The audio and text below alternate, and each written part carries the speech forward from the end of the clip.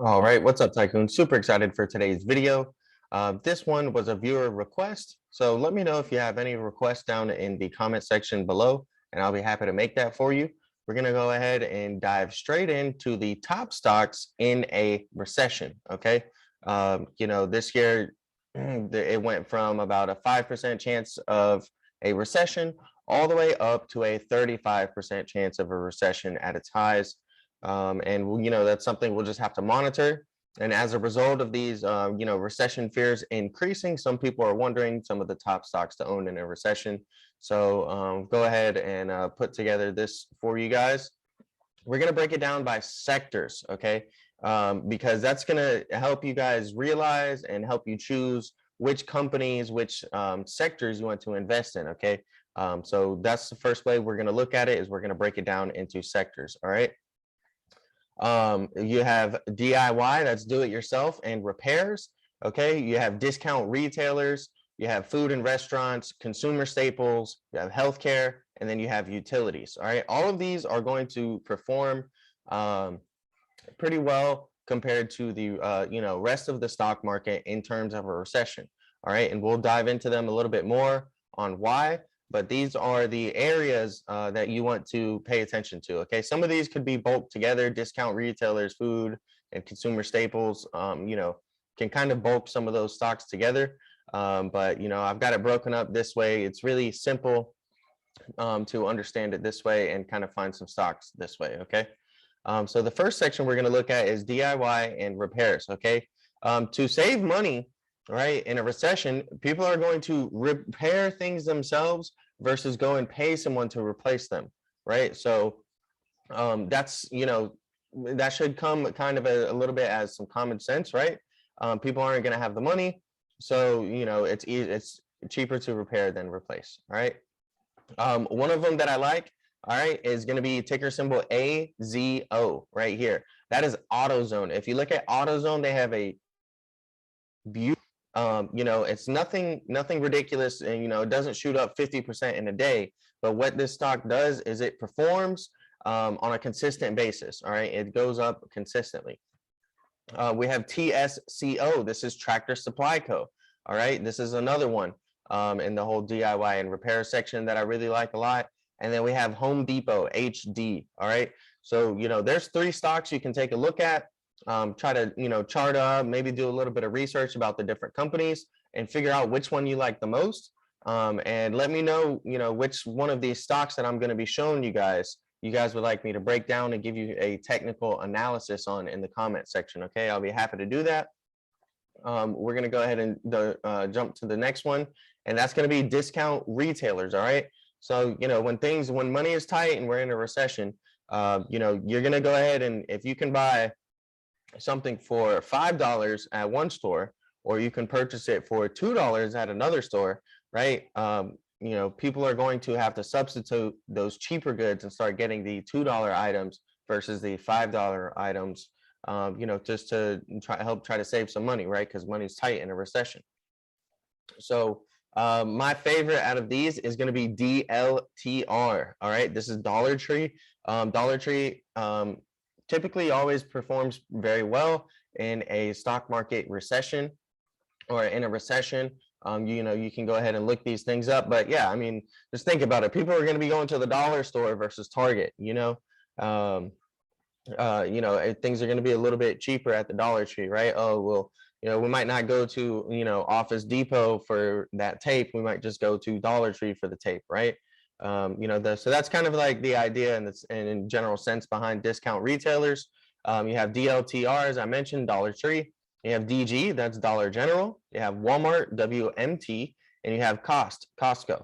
Now, Costco kind of goes into Walmart and Costco, and all of these are a little bit go into consumer staples, right? Staple goods. But the deal with Costco is people get to bulk. Pay a membership fee, buy in bulk, and that saves them money, right? That gives them a discount. All right. So let's go ahead into some more. And we're going to look at food and restaurants. All right. People are going to switch to less expensive restaurants and foods in a recession. When you have the money to blow, you don't mind spending 50 or $100 on a steak, right? But when money's tight You're not going to be doing that. All right. You're not going to be going and buying those $50, $100 steaks. You're going to be going to places, like Olive Garden, right?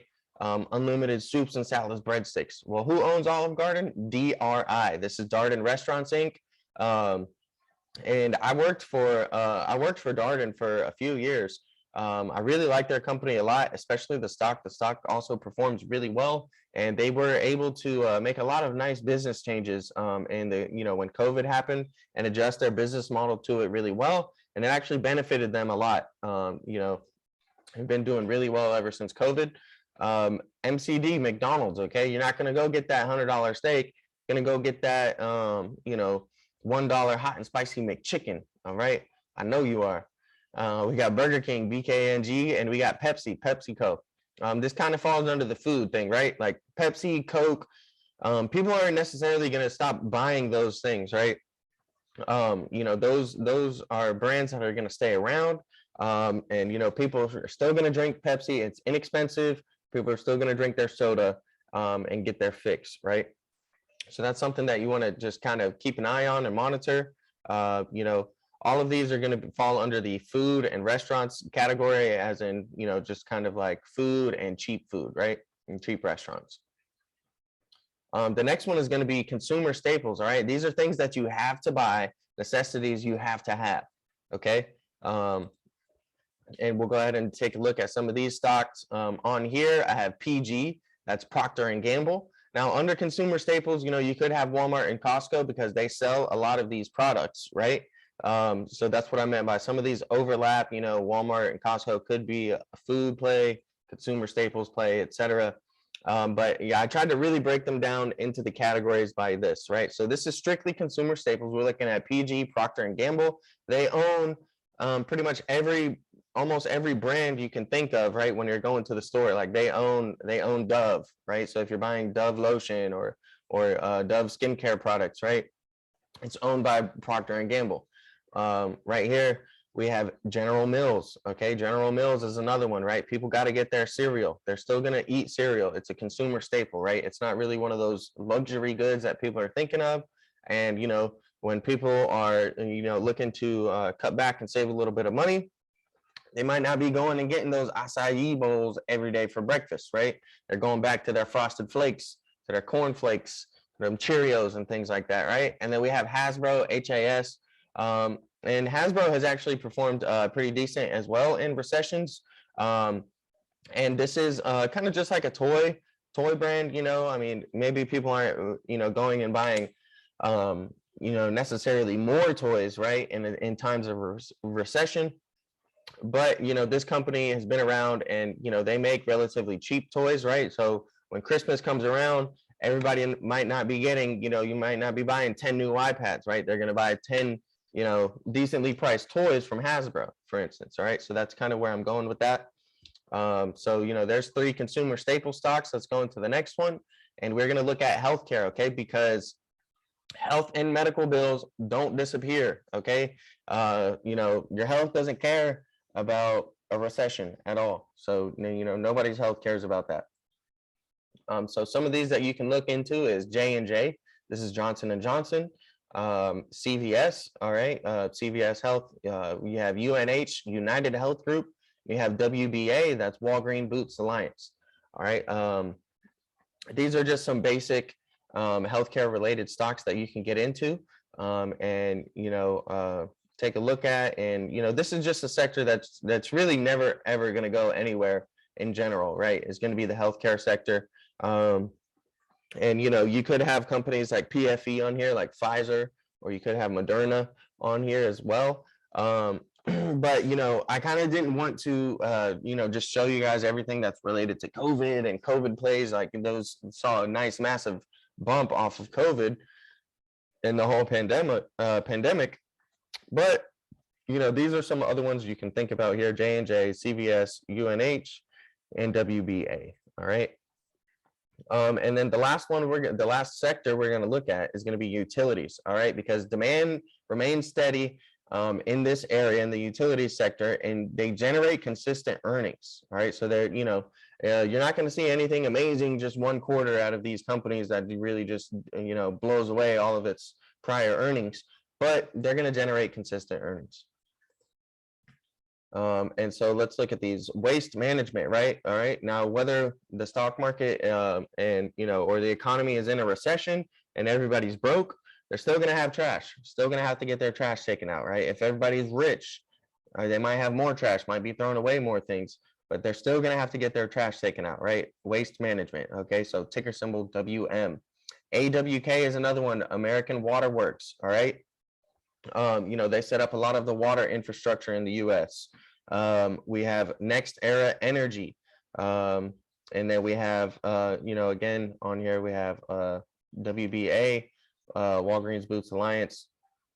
I think I just forgot to take that one off of the last slide, but yeah. So, I mean, for utilities, I like these a lot. Okay, waste management is the trash. Next Era Energy, think of your electric bill, right? So your electric bill and your water bill, all right, AWK, American Water Works. And then you have your trash, like if you live at like an apartment or something like that, they always charge like a trash fee. So these are three utility companies based off of the three most common utilities we have, right? Utility fees, for instance, right, is going to be trash. You got your water bill and you got your electric bill. Okay, so essentially that's it right there. Those are my top stocks in a recession. Essentially it was mostly a top sector video, but I went ahead and handpicked a few stocks for each sector that you guys can go ahead and take a look at. If you are looking to invest for a recession, if you think that we're going to head in towards a recession, or we do get into a recession, these would be some nice stocks to own. Just depends on what price you get in at, of course. None of this is financial advice. This is more just some education for you guys. And thanks for watching. Okay, don't forget, leave a comment down below on what tickers you want me to analyze, any videos you guys want me to make. I do viewer request every single week. Again, this one was a viewer request, so I'll go ahead and make your video as soon as I can. All right.